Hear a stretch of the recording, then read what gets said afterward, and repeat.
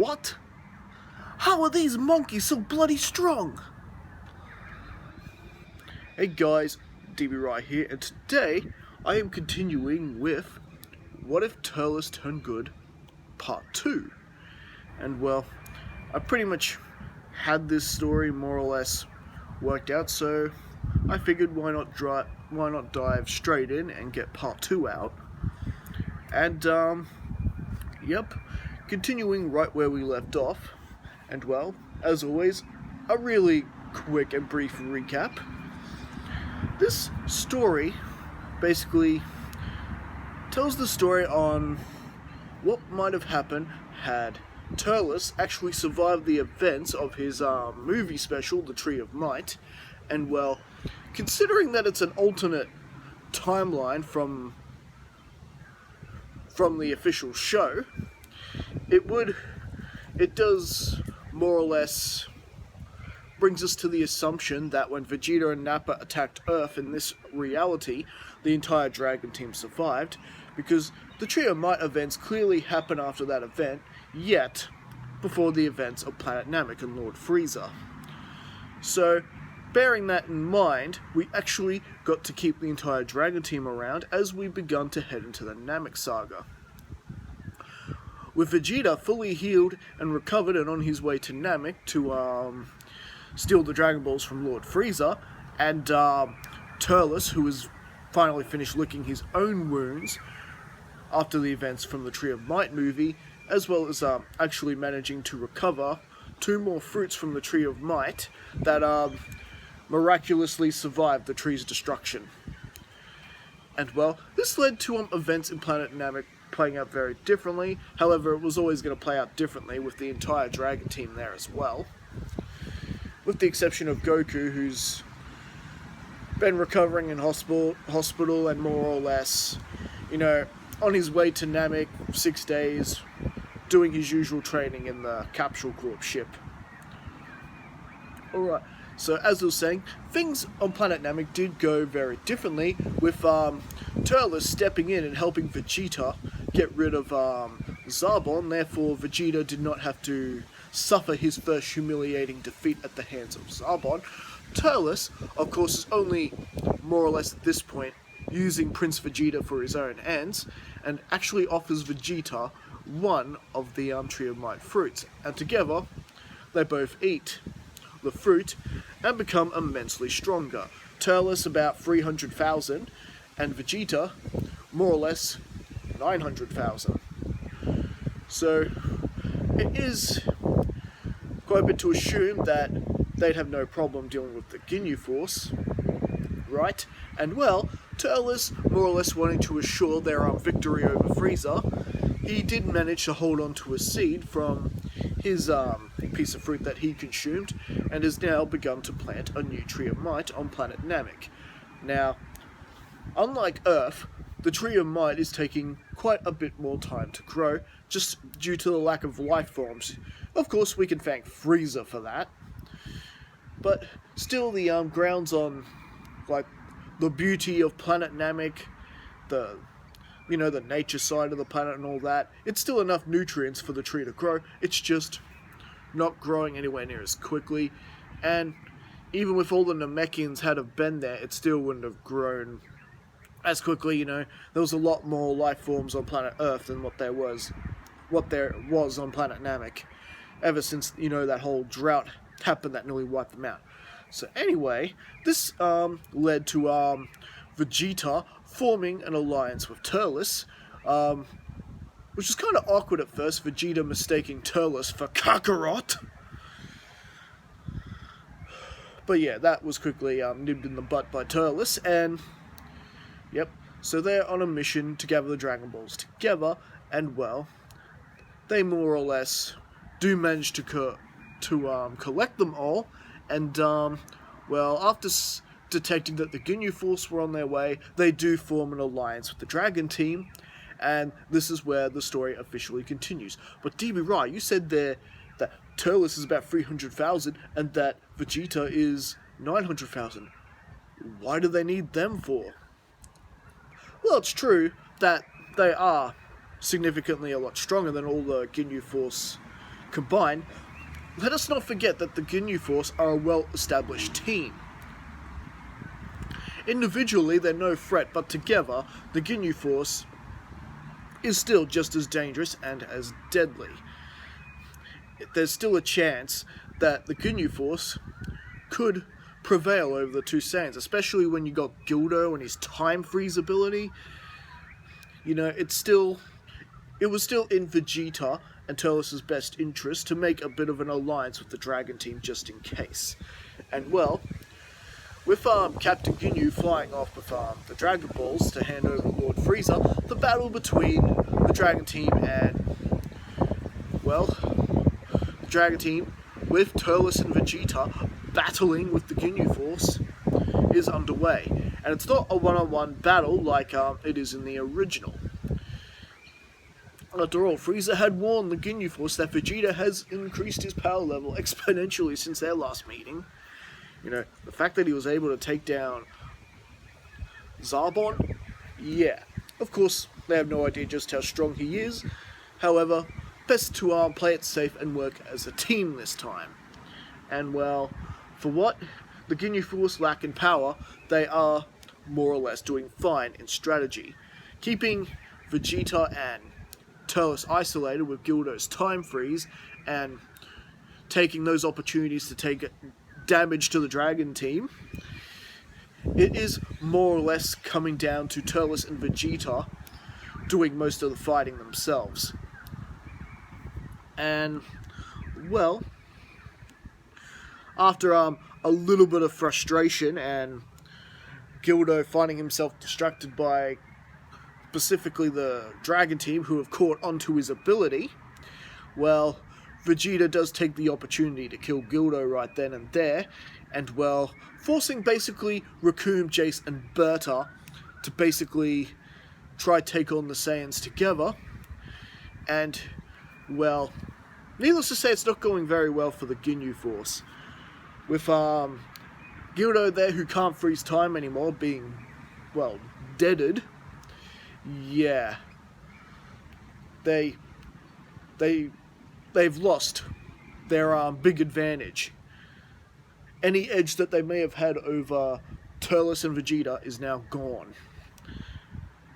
And, well, this is when Goku shows up as well, and he more or less is more than eager to join the fray. And well, the positive side is that they actually managed to Goku hasn't had to use any more of the Senzu beans because none of his friends or his kid are badly injured enough to really need them. And well, you can thank that mostly on the part of Turles and Vegeta just being as powerful as they are. And well, you got the entire Dragon Team looking out for each other here. And well, with that, Goku is more or less confused to see Vegeta and Turles working with the Dragon Team. Aren't they working for Frieza? And well, Pickle's like, a lot has happened since a lot has happened over the last 6 days. And well, Goku more or less reading their minds, he's pretty much brought to speed up with everything that's happened.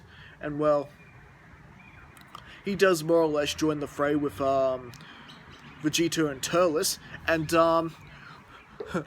well, Kakarot, it seems you're finally here to join us. Don't worry, we'll be right with you in a second. And well, Kakarot's not waiting here. He basically just gets in and gets some surprising shots in Raccoon, Jace and Berta, and Vegeta and Turles are surprised by this. By the way, I was actually wrong with Vegeta's power. He's actually around 450,000, sorry. 900,000 is actually Goku when he powers up his Kaioken times 10. I knew I got that mixed up somewhere. Sorry, guys. Yeah, I thought that was a bit too high for Vegeta. Alright, so anyway, as I was saying, and Turles and Vegeta are surprised at Kakarot's power level.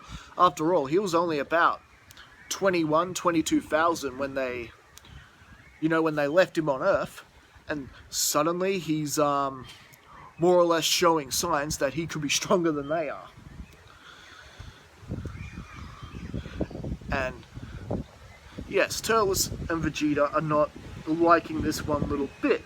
And you know, this is, you know, they got their power by eating the Tree of Might. How did Kakarot get so strong?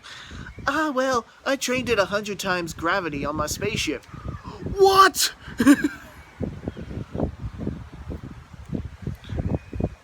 And Turles figured, you know, that's just straight up pure insanity. And Vegeta's just like, more like a, damn you, Kakarot! And well, with that, with Jace and, not Jace, sorry, Raccoon and Berta out of commission, and Jace basically is like, I'm gonna go get the captain, you will answer for what you've done, I guarantee it, mate! And he flies off just like he does in the original, while Turles and Vegeta just blast and finish off Raccoon and Berta. Vegeta, Turles, you didn't have to do that. They were already beaten. Spare me, Kakarot. You think they would have shown any of your friends any mercy? Wake up, they're no better than we are. And Turles just going, still a fool, Kakarot. And well, with that, he has Goku has the Dragon Team go off to find Bulma, and you know, get her Dragon Raider and go get the Dragon Balls. After all, they don't know where Frieza's ship is, and well, this is where Captain Ginyu and Jace reappear, and well, Vegeta and Turles, well, they do exactly what Vegeta does in the original. They leave Goku to fight Jace and Captain Ginyu on his own. Well, you know, they're not going to let this team of Rugrats get to the Dragon Balls before they do. After all, their job was to, the Dragon Team's job is to prevent Frieza and, well, quite frankly, Vegeta and Turles getting their hands on the Dragon Balls. They are there to stop a crisis. Of course, the good thing with the Dragon Team, no one in the Dragon Team being dead in this reality, they didn't have to use any of the wishes themselves. And well, with that, the whole thing with Goku, Jace, and Captain Ginyu play out per normal, with Captain Ginyu ultimately resorting to his change now and taking Goku's body for a ride, and well, we get the humorous battle between the Dragon Team against Captain Ginyu, and Captain Ginyu's actually losing a lot more quicker this time, with the entire Dragon Team there, and Turles even lending a hand, while Vegeta's battling with Jace one-on-one. And Vegeta's getting a lot of satisfaction beating, flogging Jace around. And well, at this point, yeah, Vegeta is more or less power level of, well, as I said, 450,000 or 600,000, somewhere along there anyway. Yeah, Jace does not stand a chance here. He's beaten relatively quickly and easily, and thanks to Turles' assistance, he is more or less forced to switch bodies, and Goku jumps in the way and gets his body back like he does in the original, and, well, he's being double-teamed by Turles and Vegeta at this point, and, of course, Ginyu's not fighting back. He's going to try switch bodies with one of those two. Of course, it is clear that Vegeta is the stronger of the two, so he's really hoping to get Vegeta. And, well, if he gets Vegeta, they're all done for. And, well, the usual things happen with Goku throwing a frog in Captain Ginyu's way, and he ends up a frog like he does in the original. And Goku being beaten and as battered, if not actually worse than what he is in the original. They've got to get him to a healing chamber quickly. As much as Turles and Vegeta would love to kill Goku right now, the fact of the matter is they're going to need his power when they come up against Frieza. And well, Kakarot is there being healed, and Vegeta is more or less disgusted with Turles. Well, why is that, DB Right? Well, just seeing that Kakarot actually earned this power for himself, the power that Kakarot has at the moment, he earned that himself, while Vegeta is feeling like that he shortcutted by taking Turles' fruit. That maybe joining with Turles was maybe a mistake. And well, of course, Turles has no shame in that part, eating the fruit from the tree and white, gaining that kind of power. But Vegeta, on the other hand, the fact that he had to shortcut, take a performance-enhancing fruit, basically, he may as well have been taking steroids. And well, this has angered Vegeta quite a bit, especially in terms of his pride. And the only reason he pretty much agreed to take it is that he might have needed that power to take out Frieza. And well, seeing that Kakarot was able to achieve this level of power on his own, Vegeta doesn't admit it out loud, but he does know he done did wrong. He done did wrong. And well, with that, the whole battle between Nail and Frieza goes down as per normal, and he finds out that Dende's flown off somewhere, the only other Namekian who knew the password, and the only reason Guru has sent Dende away this time, it wasn't really to give the Dragon Team the password, because they're not there for the wishes. They're there to safeguard the Dragon Balls. If Dende gives them the password, Vegeta and Turles will just use them, and you could have a more greater evil than Frieza. And well, he's basically just throwing Dende there so he can be protected by the Dragon Team, more or less. And well, with Nail grinning, he's like, there's no way I'm ever going to give you the password. And Guru said would rather die than give you the password. And you let the only other Namekian who could have given you the password slip through your fingers. What? Frieza, remembering that he passed the child on the way here, choosing to let him go. No doubt he's with the people from Earth right now, and those two Saiyans. You have failed, Lord Frieza. And well, Frieza is on his way back to the Dragon Team, and well, Dende does find his way there, and well, there's no time. Even with Turles and Vegeta bullying Dende to use the password, there's just no time anymore. And well, now that when Guru awakened the hidden potentials of the entire Dragon Team from earlier, now that has more or less taken its full effect, Vegeta and Turles may not be able to beat the entire Dragon Team. And with Frieza on their way, it's best that they more or less deal with Frieza right now at first. And well, by the time Frieza gets there, the Dragon Balls are reduced to stone anyway, because Guru has passed away. So, in a way, the Dragon Team's mission was a success.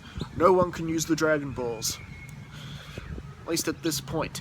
And well, thanks to Frieza showing up, the battle between the forces of good begins with Frieza. At first, they of course got to lead him away from the ship, because well, they still got Goku recovering there. Vegeta and Turles are in fact scared of Lord Frieza. They are stronger, but they're not strong enough to deal with Frieza, and they know it. And well, with Vegeta and Turles working together to battle Frieza, it does come quite clear that Frieza is going to have to at least transform to his first transformation in order to get some sort of advantage over the two. However, that's not really going so well for Frieza either, with the entire Dragon Team joining in as well, and well, Krillin still finds himself getting himself impaled by Frieza's horn. Everyone, including Turles and Vegeta, shocked by this, and he's getting thrown to the ocean. And well, this is where Vegeta and Turles are surprised once again with Gohan's fury, his enraged power there, pounding away at Frieza at his transformation state, and getting a really good fury of attacks in on Frieza, and, you know, more or less damaging him somewhat. Not overly much, but he has definitely managed to damage him. But Frieza more or less just gets up, dusts himself off. You surprised me there, kid, but don't think for a second that you are my equal. I will give this back to you 1,000-fold! And Frieza proceeds to beat on Gohan like he does in the original, except Turles, more or less, actually steps in and tries to help the young man. Unlike Vegeta, who's more or less, you know, cowering. And Turles can't even believe Prince Vegeta's cowardice at this point. And well, Turles, he may despise Kakarot and the entire Dragon Team, but ultimately, Gohan is still part Saiyan. And, well, Turles does more or less have some sort of respect for the Dragon Team. After all, they did manage to defeat him before on Earth. He did want revenge on him, but he can't stand seeing Frieza treating another of his kind this way. Even though Turles pretty much behaved originally like he didn't really care much about his own kind. But it's easy to say that, but then witnessing it firsthand. Something like this happening to another one of his own kind is like it happening to him. And Turles cannot stand it. He got himself free from the Saiyan race for being so weak, doing anything he could to prove himself, even eating fruit from the Tree of Might, as it turned out, to make himself stronger. So you got to at least give Turles some credit in terms of doing everything, doing whatever it took to make himself stronger. And well, with that, this gave Dende the time to heal Krillin, and Krillin, you know, does what he does to distract Frieza, and this is where Vegeta and Turles discover Dende's abilities, as he heals Gohan as well. And well, yeah. And, well, with that, Krillin does return to the scene, and, well, it becomes clear that Frieza has to resort to another transformation. And he doesn't go to his second transformation, he goes straight to his final form. Frieza is done playing games, and well, Turles convinces Krillin to damage both Turles and Vegeta, and yeah, convince Dende to heal him, because this is the only chance they're going to have to stop Frieza at this point. So both of them take advantage of that.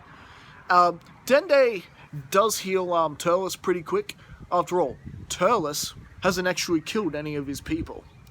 The only people Turles has killed so far were the enemies of the Namekians, members of the Ginyu Force and Zarbon. He actually hasn't done the Namekians any wrongdoing, unlike Vegeta, who wiped out one of their villages, as we know. He was more reluctant to heal Vegeta, but he does eventually. And well, you get an all-out battle between Turles and Vegeta battling with Frieza.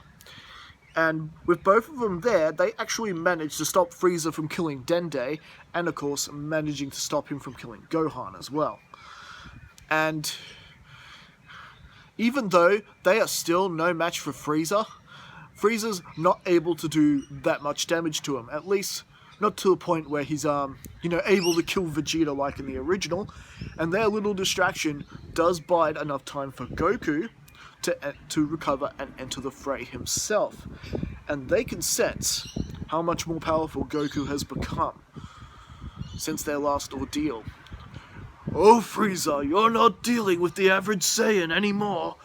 And well, the battle between Goku and Frieza happens without a hitch, going pretty much exactly the same as it does in the original, until Frieza powers up to his 20% and begins to actually do damage to Goku, and Goku having to use his Kaioken times 10 Kamehameha. That's a power level of, well, almost matching what Frieza is at this point, but it was only that short burst, and well, we know how that Kamehameha works. It didn't even phase Frieza at all, but Frieza is now realizing he's now going to end this now. And well, this is where Turles comes up with somewhat of a plan. He sees Goku doing a certain pose, a pose that he is familiar with. And well, Turles recognizes this as the technique that defeated him back on Earth. It is the Spirit Bomb. Goku is powering up a Spirit Bomb, and this is where Turles is forming his own plan. DB Rai, what about this tree of might that Turles replanted? Is this going to be reused in anything anytime soon, or are we wasting our time just planting this? Well, no. The use of the tree of might is now about to come into fruition. Turles and Vegeta are too far away to use the tree of might. Again, they can't just run off in the middle of battle, fly all that way, and take the fruit. Well, I suppose they could, but they're too busy dealing with Frieza at the moment. But however, like I said, Turles has his own plan. He and Vegeta could provide a decent distraction for Frieza. Turles suddenly powers an energy ball, because remember, Turles is one of the few Saiyans who possesses that ability, and Turles still has his tail. He throws it up into the air, and Turles himself transforms into his Grade 8 form. And with him and Vegeta's help, they are providing quite a good distraction for Frieza. Quite a distraction for Goku as he's powering up the Spirit Bomb using any leftover energy that's on Planet Namek, as well as the planets in Planet Namek's solar system, and also drawing power from the Tree of Might itself that Turles planted earlier, that has produced a single fruit. And him taking all the energy from the Tree of Might, the Tree of Might tree ultimately dies from it. Not a bad thing. And well, thanks to that, the Spirit Bomb that Goku's using is roughly 15 times more powerful than the original one he uses in the original Namek saga that he throws at Frieza. It's 15 times more powerful than that.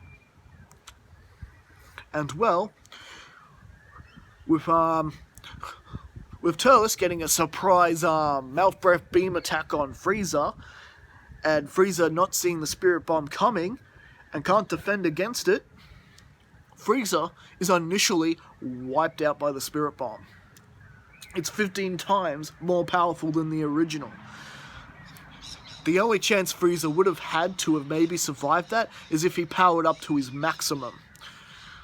However, I don't even think he'd survive that. If that Spirit Bomb is like around the 3 million mark, with a 15 times boost, yeah, Frieza had no hope of surviving that, no matter what he did. In fact, we're quite lucky that the blast didn't take out all of Namek.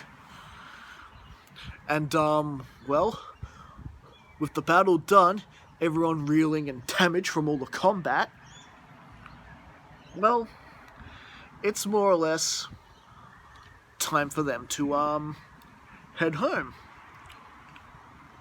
And well, this is where, King Kai more or less steps up. Kami, locating the Dragon Balls and using them to resurrect all the Namekians that were killed by Frieza and his men, and well, this would allow them to finally summon the Namekian Dragon Balls, and well, Dende uses them to send everyone home. And well, and under Guru's instructions,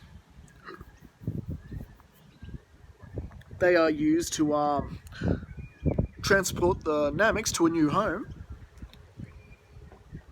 And well, the third and final wish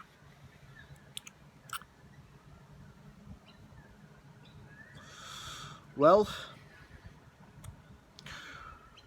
to basically just ensure that their new home had all the resources to survive.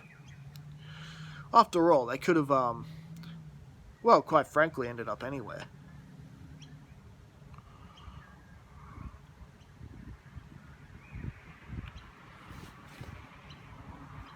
And well, with that, Guru once again passes away, but not before handing down his, what do you call them?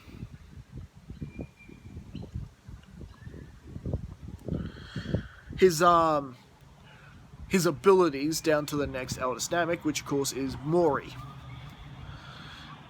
And well, with that, making Dragon Balls disappear, and yeah, everyone is back on Earth, all accounted for, and now that Turles has seen the potential in Goku and Gohan and the others, he has no really intention on using the Tree of Might again, and he's more or less isolating himself, having a really good think about how he's led his life to this point. He has done a lot of bad things, however, ever since more or less, for once, fighting for other people, helping out, you know, saving Gohan from Frieza, and yeah, and ultimately helping Goku, him being a big help in helping Goku defeat Frieza, he couldn't help but feel sort of rewarded, you know, doing the right thing for a change. And well, this is more or less where Turles has finally begun developing himself into a better person. Vegeta, more or less the same as he is in the original, and he's still determined to unlock the Super Saiyan power himself, and well, in this timeline, no one has actually hit the Super Saiyan barrier. Goku, there was no need for Goku to transform to Super Saiyan because Frieza didn't survive the Spirit Bomb, or started, you know, killing off his friends one by one, like he did in the original. So, Goku hasn't actually hit the Super Saiyan barrier yet. Vegeta has decided to take Dr. Briefs' next Capsule Corp ship, and well, I guess Vegeta is more or less thinking to himself as well. Or he's more or less just gonna start attacking, you know, Frieza Force bases and taking them out like he does in the original. While he's more or less trying to unlock Super Saiyan. And well, as for Kakarot, he more or less just continues his training and actually finding a formidable sparring partner in Turles, who's more or less willing to train and build up his power the right way. And his thoughts on getting revenge on Goku are more or less gone. He's not really interested in that anymore. He just wants to become stronger and more or less, yeah, well, we know what Goku's like. He's all about giving bad guys a second chance, and Turles is a pretty strong opponent in his own right. So, this could be more or less very beneficial. And well, as time goes by, suddenly Earth is met with a new threat. A certain old enemy from another Dragon Ball Z movie. Dragon Ball Z Dead Zone. And well, I wonder who this could be. It is Garlic Jr., who has come back to get his revenge on Goku, Piccolo, and Gohan and take over the Earth, just like he always wanted to in the From the Dead Zone movie. Him with the Spice Boys have begun their attack, and I think that's where we're going to leave things for right now. So what did you guys think? Did you enjoy this story? I'm pretty sure I made it pretty action-packed, and as well as made it as true and as close to the characters as possible, especially in terms of Turles. And I think his character development is actually pretty good. I hope I made that at least believable. And well,